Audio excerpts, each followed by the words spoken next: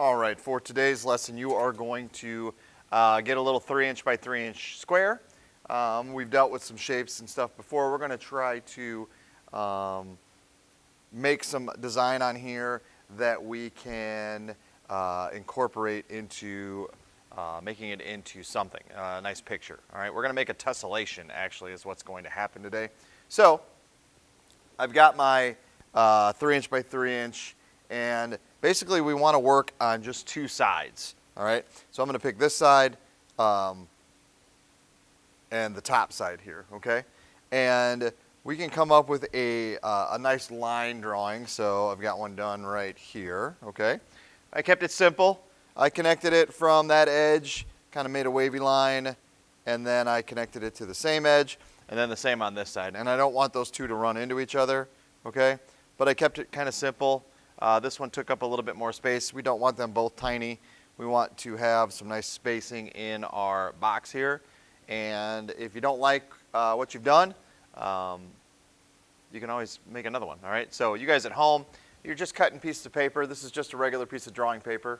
All right, and so what I'm going to do from here is I'm going to cut these shapes out, and I want to keep them solid. All right.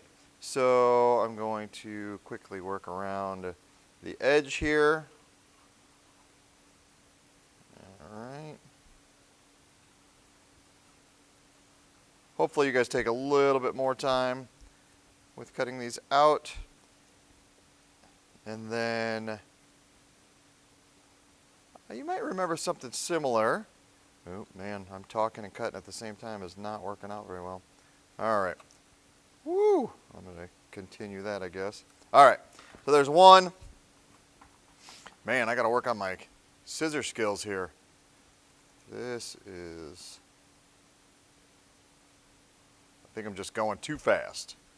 All right. We did something like this earlier in the year where we cut out some shapes out of a square, but we kept them kind of where they were more patterns and designs. These we're actually going to try to incorporate into something that's a little bit more realistic. All right. And so what I want to do is this piece that I've cut out here, I have to do a little bit of math here. And I'm going to look for my ruler. And basically I want these shapes to slide over to the other side, but they have to be in the same distance that they were cut out. All right. So I've got this space here where the bottom was cut out, and it's about 1.5 centimeters, all right, with a couple lines there. And so I want to make sure that I could make a little mark. Oops, 1.5, measure twice, all right. So there, one line passed. So I'm going to mark there. All right, and then I just want to make sure that this is lined up there so it kind of slid straight across from that spacing. All right, and then I'm going to do the same on the other side. So however I cut this out, I want to slide it down. I'm not spinning it around, okay? And there's a reason for this, because they are going to interlock. All right, so I want to make sure that the distance from here to here is the same over here. All right. And then I'm just going to put a little piece of tape on those to lock those down. All right. So here's the one I did earlier. Okay. So I've got that one locked down. And then what you're going to do is just kind of place it in the center. Yeah, I guess if you want to go at an angle, however you're going to position this, all right, is up to you. I would hope you were starting to look at it and maybe see some things. I'm just going to keep mine, I think, just square like so. And then you're just going to go in and you're going to start tracing, all right? So it's pretty flimsy paper, so just take your time, kind of work your way around the edge. You can always erase if you need to. I start in the center so that I can get at least one full one as I go.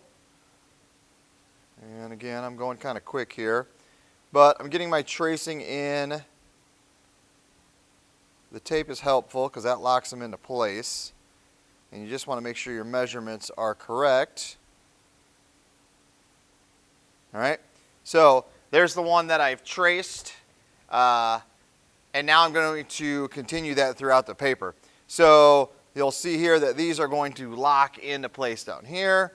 I'm going to be able to lock this into place here, and then I'm going to start tracing. There's also going to be times where you're going to not get all of it because it goes off the page, and you're going to want to trace part of it. All right. So when I'm all done, this is my tracing. All right. You can see that they've all interlocked into one another, and then I'm going to start my drawing from here. So I want to take something. We want to at least make one shape recognizable. All right. And so for me, just looking at this, this looks kind of like a fish. All right. So I might go in and give him an eye. You know, his body can continue over into this space here. All right. And then I'll give him a fin at the back. And maybe he's got a fin in here. I'm just going kind of quick. We'll go with the thin one along here. Maybe I give him some teeth. All right. Whatever I create, though, for this one, I have to do the same for all of them. All right. So he looks like a pretty mean fish right now. I can get, and I want to get, a little bit more detailed with my fish here. So maybe this is separating his face. We're going to continue this line here, maybe one over here, and maybe one there. And then I'm going to start to do that for all the rest, okay?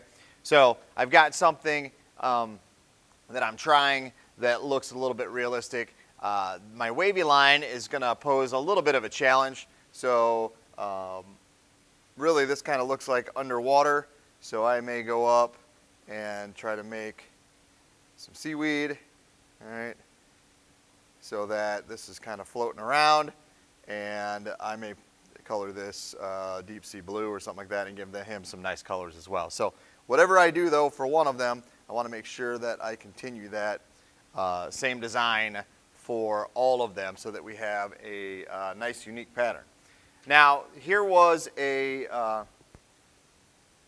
different design, okay? So same tracing, but I went in with the one I'm about to show you, and I started to make some oval shapes in this space here, and I did that for all of them. And then I decided to connect the ends like so, and just doing that, it has given me a totally different look to what is going on here, okay? So lots of things you can do. You've got to look at it. It all depends on how you placed it. But for me now, this might be some type of rocket ship maybe. This could be some type of planet where they're landing. And so I can do quite a few things with the sky in the background, maybe some nice designs for the rocket, give them another fin.